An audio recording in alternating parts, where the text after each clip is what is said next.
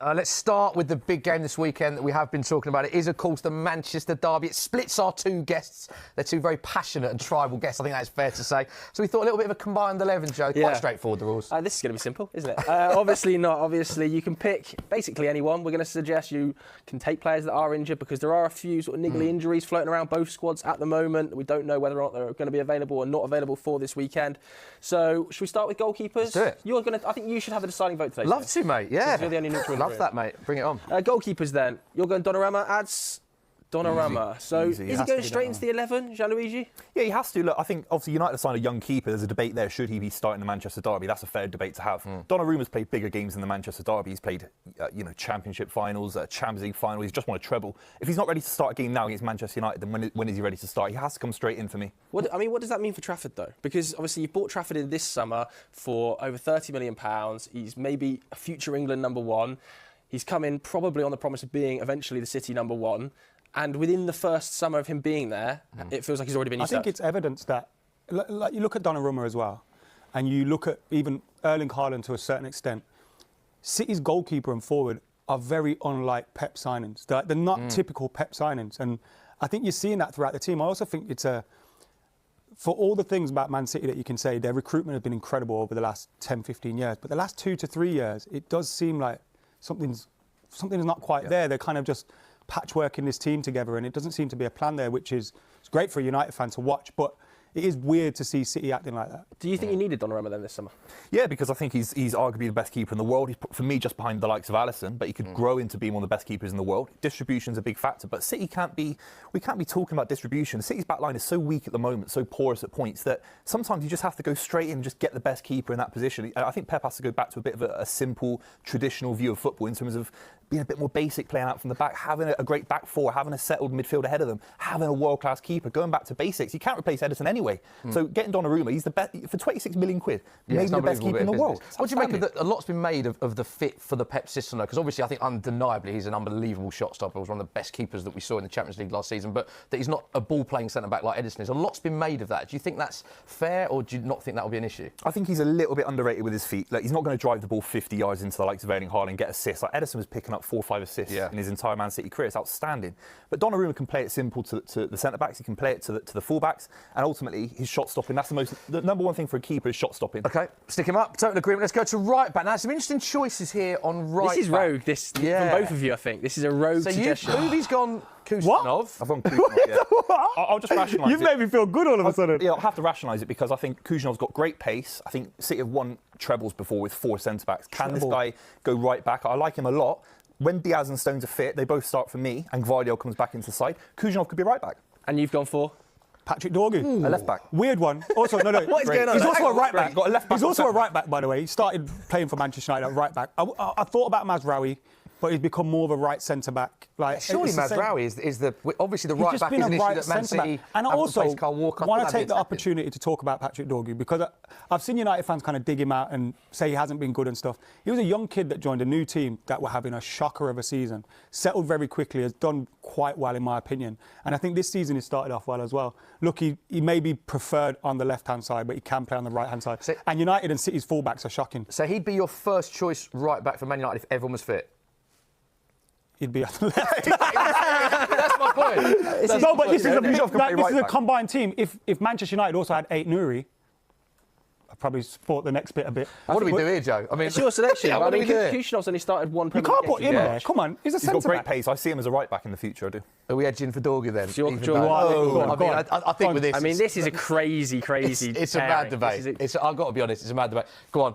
We'll stick Dorgu on. Wow. The arguments you brought forward, but I was surprised with that is a surprise. I can't lie. He's shocked as well. Patrick Dorgu's watching this going, what? Interesting names that you both brought to the Let's go to your first centre-back. I think there is an agreement. So let's put him on the board, John Stones. And let's also do your second, because there's a disagreement there, right? So you can't have De Ligt over Diaz, Rúben Dias. So you've gone Stones and Diaz, you've gone Stones and De Ligt. Why have you gone De Ligt over Diaz? Mr. Maya Jama's not cutting it anymore. And Matheus De Ligt has been solid for Manchester United. Like, he genuinely has. And I think, again, look, we've been shocking. So it kind of, no one's going to praise anyone associated with Manchester United. But I think Matheus De Ligt has been a great signing. I think he's a leader. I think he's solid at the back. And in a back four, I would definitely have him. It's interesting, isn't it? Because you've both gone John Stones instinctively, but he only started 6 games last season. Well, down to fitness. If he's fit, he's the best centre-back I've seen in my in he's this better than generation of Dias. England centre-backs. He's the most talented centre-back arguably England's ever produced in terms of being on the ball. Real Ferdinand's wants to have a word about that. Sorry, but also England have ever produced on the ball in terms of controlling. ball. He controlled a Champions League final in midfield. He's popping to midfield, popping it off 1-2 touch. It was outstanding stuff. But he's just got a bad injury record, and I hope it can change this season. See, I was going to pick Leacher as well. Would have been a possibility, but his injuries are shocking. But these guys could have been 4-0 down to Grimsby. De Ligt was part of that. One of the 3 centre-backs. They're so bad. They need 3 centre-backs against Grimsby Town. They should have been 4-0 down. How's he better than Rúben Dias? Please. Wait for tomorrow. Please. Watch. I think it's interesting there's no Lenny Yoro shout. I was kind of expecting a Lenny Yoro. You know what? From you, It's a good point, to be fair, and I've probably had a little bit of an oversight. But also, this guy is solid. Yeah. Okay. This guy is absolutely I think it's a good solid. debate. Don't do it. I think we edge with Dias. Bear in mind the metric is Whoa. greatest 11. We've done this. We're not including I should have injuries. gone with And of course, Lenny. the partnership of Dias and John Stones. Yeah, surprised didn't have Yoro there. You know what? I think Yoro's mustard. I really do. And no Gvardiol either. Not even a suggestion in there. Boost. Obviously, these two going to be your starting pair then? If they're fit, that's so where's the issue. Gvardiol play? They rotate. Obviously, City are in all competitions at the moment, unlike Manchester United. I haven't got European football, unlike Manchester United. So there's a lot of rotation. 50 games a season. It's a lot of rotation, lads. I'm not biting. I love how you turned that again. I'm not biting. OK, left back. Let's have a look at So could have had Paddy D over there. Could have had Patrick Dorgan. Could have, yeah. Back, but I went for a bit of balance. I think Aït-Nouri is the best left back on both teams, really. Shane's injured, 5 weeks out now. Have you been impressed with him at the start of the season, Aït-Nouri? I think defensively, they're going to have to figure out the kind of midfield ahead of him because he's going to bomb forward. Who's going to fill in from midfield? A bit like how Jordan Henderson would with Trent, for example, at Liverpool. Who's going to fill in when Aït-Nouri bombs forward? That would be a big issue. But at the moment, he's not even going to play for the next 5 weeks. So City have to figure out the next left back who can go in there. Maybe someone like Nathan Ake. Gvardiol, maybe? Gvardiol, Nathan Ake, 100%. But he's been superb when he started. Okay. He was calling Gvardiol the best left back ever last year, by the way, and now he's not in his team. Yeah, I think that is interesting. He Which was is playing mental. really well last year, Gvardiol. He was contributing to loads of goals, Popping up the defending goals, isn't he? excellently. But we've gone Aït-Nouri, OK, so let's go him up. There we It's an go. interesting start to the combined 11, I think it's fair to say, especially in that full-back area. Yeah, But both teams have bad fullbacks. Yeah. Or bad fullback selection. Bad form. Great And also fullback. United play kind of a different system, don't they? So it's Worth hard to- pointing out, yeah, hard it's a to fit different some of system. those So players in. particularly the right back area was an interesting debate. But let's go, I think, to surely, lads, there's a nailed on DM here. Roger. Yeah. So, but we talked about the importance of that because obviously a lot of people are talking about City's form and their season last year comparable to previous seasons. He didn't play, barely played at all. Huge. How big a factor is that, him coming back? Because we've seen interesting quotes from him, isn't he, saying City fans expecting you to be back to where you were, and him saying, well, I'm not Messi. Do you know what I mean? What are your thoughts on how much of a difference he will make for you this season? He makes the back line better because when we're off the ball, he can cover so much ground defensively speaking. He's such a leader. He's almost like a centre-back playing in midfield. And then on the ball, the likes of Phil Foden suffered last season because he's not getting that first-time ball through midfield, linking up play a lot quicker. City looked slow, lethargic last season without him. So he literally affects the front line, he affects the back line. He's been superb. Obviously, a couple of losses since he's come back and started football matches in the Premier League. But he's outstanding. He's a Rolls Royce. He's an outstanding midfielder. Worthy Ballon d'Or winner for you, Ads? DM shouldn't be winning Ballon d'Ors, in my opinion. Ever? Or centre-backs. No. They were the best player in the world. They wouldn't be playing DM. Do you know what I mean? Put Roger up. I think we've got some disagreement in our next midfielder. There's young kids who are watching this that want to play DM. Keep Why not going. with a DM? If you're a DM, stick at it. Some disagreement in the next midfielder. He doesn't even start for you lot. He's rotting away on the bench. Let's talk about that. Amorim. What are your thoughts, Cobby? Unbelievable breakthrough. You know, he started a Euros final for England. That bursting onto the scene moment. What do you make of what's going on with Cobby and why he's not playing as much? And there was reports of potential loan deal. As a United fan, what do you make of that? I can't lie. When there was suggestions that he was going to leave, it would have been the final straw for me with Amorim, like very quickly. I spoke to Amorim about it on the pre-season tour, to be fair. I asked him about what his plans were for Cobby Mainoo, and he's always been very positive with the way he speaks about him. But obviously, actions speak louder than words. And if you're not in the team, then it is a bit of a worry. Now he's fighting with Bruno Fernandes, who's our captain, who's always delivering, who's always turning up, which, you know, I can kind of get why he'd maybe be behind Bruno Fernandes. But then when you see the likes of Manuel Ugarte starting ahead of him, and I know that's because of balance in the midfield, but those guys can't pass wind, and Cobby Mainoo can. And for me, Cobby Mainoo is one of the most talented young midfielders in world football. And he should be in the Man United team. If Man United sold him, I wouldn't be able to recognise the club. Would you start him tomorrow? Because obviously Mount's out injured, Cunha's out injured. Does that mean Bruno maybe gets pushed a bit further forward? I think it's an ideal Casemiro? situation because it means you have to push Bruno forward. I think Bruno should be part of that front three anyway. I'm fighting for a spot in there because he works better as a false nine or one of the two wide tens. Do you think Amorim will, though? Do you think he will? Or is he going to go for Ugarte and I've got Casemiro? a horrible feeling we're going to see Ugarte Casemiro. Because Because it's almost become like, managers do this thing where they go, everyone keeps telling me to start him, so I'm not gonna. And it's like, Stubborn, isn't it? Just do it. Well, Clubby has he to literally start. influenced the FA Cup final. Obviously, scored a winning goal in an FA Cup final at 19 years old. And as an England fan, as a selfish England fan, I thought he was outstanding last summer for England. It's crazy. It's criminal. He's not playing more football matches for Man United. What a footballer! But can I add though as well? Last season, he started a lot of games, and the games that he missed were usually because of injury.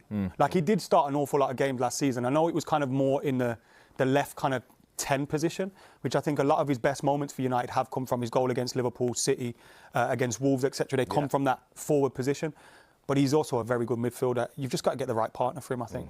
I'm going to throw one more name in here. Like, I don't think he's exactly his position, but I think Mason Mount started the season. He's been very good, but he's made the Good for biscuits. United. Boovy? Very good. I mean, the standards are so poor at Man United. He's been okay. Do you know what I mean? These guys were celebrating 1-0 losses to Arsenal at the start of the season. The standards are in the gutter at Manchester United. They really are. And Mason Mount's been decent. He's injured again. He flatters Above the City, though, deceive. weirdly. Yeah, out of the League Cup as well. It's a tricky one. I think the standards are so low at Man United. Even a 1-0 loss to Arsenal at home is a decent result. It's crazy. Go on, let's talk about who you've got. Come on. This Ryan. guy, bargain Now, of you the are summer. adamant that he has to be in the team, aren't you? Oh, of course. I mean, the goal against Wolves, he was outstanding against What's he doing in the Wolves. games after that? Yeah, he's struggled at points. He has, but this is down to Guardiola. For me, it should be Rodri, Nico Gonzalez, and Reijnders as a number 10. That's how I see it. I don't see him as a double pivot, particularly against big sides like Tottenham, you know, who organise very, very fantastically Very well. Paulinho in midfield was superb against Reijnders. So ultimately, it's about his position. But as a total footballer, he can do everything to such a high level. He'll score so many goals this season. He's a great footballer. Massive really praise after the first game. People are already saying he's going to be like a City legendary status. There was huge praise from after that Wolves game. Yeah, the new De Bruyne. But the issue is, he was asked in the games against Brighton, against Tottenham, to be a little bit deeper, and he got run ragged at points. It helps when they've only got 3 legends in the whole club, though, innit? One good performance at Molineux, suddenly there's a statue of you outside the Etihad. Difficult one.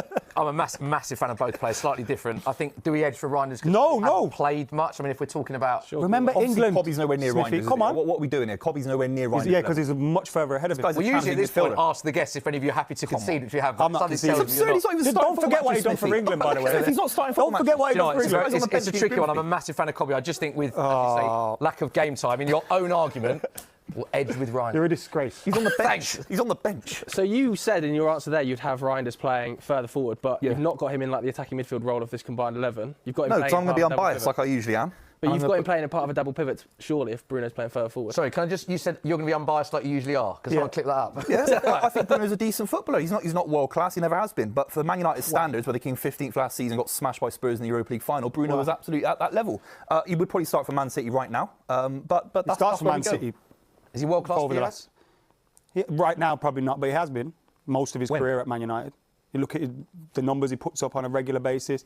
He's the only one that really performs for us. You can't be world class on 15th in the league, can you? Let's be real. Without him, we probably finish 20th. Though. Yeah. To be fair, finishing 15th, you can't put that on him when he's putting up the numbers he is. but you can It's put not him on- down to him that he's finishing 15th. What about they would have been the Champions League final if he had a better performance against Spurs. It's not all his fault, but he was.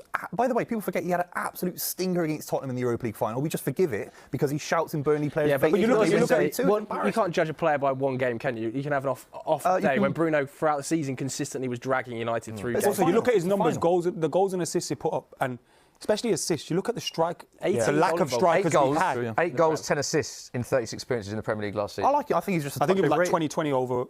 That's just Premier League, yeah. Yeah, nuts. Yeah. Most chances created and most possession won in the Premier League this season. No so I think- Bernardo for you? Not for me. No. No Cherky can play. Cherky's injured at the moment. I've seen one game. Is that your excuse? He scored a great There's goal. a few injured players on it. Aït-Nouri's in there injured. Reijnders, yeah, but that's different. When I did the 11, he was out for 5 weeks. Now he's out for 5 weeks. Look, Bruno Fernandes probably gets in. I'm unbiased, lads. What do you want me to do? He's unbiased. All right, let's put Bruno up. Boovy is unbiased. He didn't even There let me you put it on the board. I haven't put one up yet. go. Booth. You can do the next one. Let's go to right wing then. Who have we got on the right? Come So, on. what did you just say a minute ago about Cherky being? No, Was it look, for me, injured? Phil Foden has to come in. I think, for me, while Reijnders and Cherky, all these players are trying to get minutes in the middle, even someone like Marmoush when he comes back from injury, I think Phil Foden, play him on the right, he can come in on his left foot, score goals. We've seen him do it so many times. It's a big season for Phil Foden. I'm backing him. You have to. He's such a naturally talented footballer. He's one of the best talents I've seen as an England fan of his generation. There's no question about it. And he's got a big role to play. So Hope he'd he start starts in your against best Man United. 11. He'd start in your best 11. Of course. Just not in Pep's. Absolutely. Absolutely. You don't think he starts in Pep's best 11? I think he should. I think he's an amazing player, but Yeah. I also think the idea of Phil Foden's better than Phil Foden at the moment. What do you Like mean the by that? idea of him and the way he plays and the kind of, the things we have seen from him over the years, we don't see that too often now. And I thought last season was the chance. Phil Foden gets compared to Wayne Rooney and Frank Lampard and all these icons of Premier League football. And last season you had Gundogan on his way out, Bernardo Silva, who's obviously towards the back end of his career, Kevin De Bruyne's last season. It was a chance for Phil Foden to grab that team by the scruff of the neck and say, this is my team. I'm stepping forward now. And we never ever saw it. But he's entitled. Like I think Bruno's been average for 4 or 5 years. We keep giving him season after season after season. Phil Foden, the last English player to win PFA Player of the Year award was Wayne Rooney. So you're saying about Frank Lampard? He's won double the amount of Premier League titles than Frank Lampard. It's so disrespectful to talk about Phil Foden not in this conversation. What's that? City probably win those league titles. The last title we won was all down to Phil Foden. He was unbelievable. And if you don't think he's part of City's best side going forward, you don't understand what's going on. Pep doesn't. Everyone goes, his best position is number 10. He's injured. He always starts on the left. So if his best position is number 10, why is he starting out on the left? When he won PFA Player of the Year award, he was playing number 10. He was scoring loads of goals. He was one of the highest scoring English midfielders Player of the Year award. When Rodri won Ballon d'Or, which is weird. Yeah, but the last English player to win PFA Player of the Year award wasn't Frank Lampard, Steven Gerrard, it was Wayne Rooney. So he's of that level. He's not. He's got a long way to go to be on that level. But he's in that conversation. If you win PFA Player of the Year award as an English player in the Premier League, it's Scott very Parker rare. won one of them. Yeah, that's many years ago. And they went down. Phil Foden's a big part of the City side going forward. He's young, he's got so much quality. If you don't see it, then I don't know what we're watching. But he's not 18 anymore. He should be starting week in, week out for City. There shouldn't be. How can he start if he's injured? No, but when he's fit, he doesn't start week in, week out. He'll start football matches now, 100%. He'll play Let's talk about who you've got. Brian Mbeumo. Unbelievable season last season. I think, he's not scarred with the fact that he can't throw the 15th finger at Brian Mbeumo because he wasn't playing for United last season. I also think you just look at the style of play. He's immediately brought it to Man United, his ability and how good he can be. We're seeing that already, and I think he's just goals and assists and everything he was putting up for Brentford last season. 20 goals and 7 assists in 38 Premier League appearances for Brentford last season. And he scored obviously against Grimsby Town, missed the penalty of course, but he scored against Grimsby Town. You mentioned the Grimsby result quite a lot in this. I've noticed. It was a big. He hasn't made his thing about battered cod yet. I'll go and say that one. It's the home of battered cod. Man United have never beaten Grimsby Town, but obviously Mbeumo missed a big penalty in that game as well. So what can I say? Scored last weekend as well in the Premier League. By the way, I never watched City in the League Cup.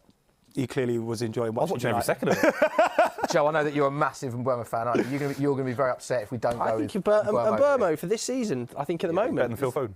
I think Phil Foden is a more naturally talented player, but as we sit here today, in terms of season forward, can I do it, Joe? Mbeumo's in a position. I'd agree with that. I think technical ability and all-round Foden, but you can't argue with what Mbeumo's doing this season. Fingers crossed Phil does get back to his it's great for England. Brilliant player, Foden. Let's go should we go left wing next? Whoa, Boovy. Is that the first United player you suggested? Cunha's the one. Cunha's the one. Out of all the signings, I'm not sure about Sesko. I think there's a good chance he could flop this season. And Mbeumo scored a few goals. For me, Cunha is a Manchester United player. He plays with flair. He carries the ball very well. He'll pick up so many goals and assists. I know he's injured for the derby, but he's the one player that I'd worry about as a City fan. He's an unbelievable talent. He's my favourite Man United signing this summer. It's a big blow, isn't it? Him not available for the derby. Yeah, but it's good to see he's kind of back running and he's back doing a little bit of physical stuff. And like we said earlier, I think him not being available does help us a little bit in terms of team selection, but it would have been nice to have him because especially on those counter-attacks, his running ability is amazing. It's outstanding. All right, let's get him up then. Stick him up. And then I'm guessing you've gone with the same name. Sesko! No, I'm joking. Your face there, by the way. I was looking for the door to leave the studio. Mid-show, I was going to leave. Midweek, by the way. Oh, mate. My word. Is it 5 or 6 he scored for Norway? He scored 5, and he's the only player in modern football history, in all of football history, right? Even in the last 100 years, scored 5 goals in 3 separate football matches. They had me in net, though, don't forget. It's an outstanding. Look, it's obviously Moldova, with all due respect, but to score 5, he's done it 3 different times. He's done it in the FA Cup as well against Luton Town a couple of years ago. So, I mean, this guy is. Remember when he battled a penalty in at Wembley? Yeah. That? Why are you talking about that? I thought you don't watch it. Maybe he shouldn't be on the team. All right, so let's put Haaland up. Yeah, because I think as the 11 goes, the right back is just still standing out to me, lads. A left back. This is where Man United are. I think with that debate, you both brought interesting names to the table there. It's like, what do we do with that? But overall, 4. By the way, look at this. To be honest, 4 United names. Are you happy with that? No, it should have been 6. You genuinely think there should be 6 names? No, I think the little Lenny Yarrow should be in there. Over who? And maybe Cobby. But I can understand why we wouldn't pick Cobby. Well, there we have it. Let us know what you think of that at home. They're not going to agree on anything, let's be honest. There is Boovy McCullough's combined 11. Give us your thoughts of that at home.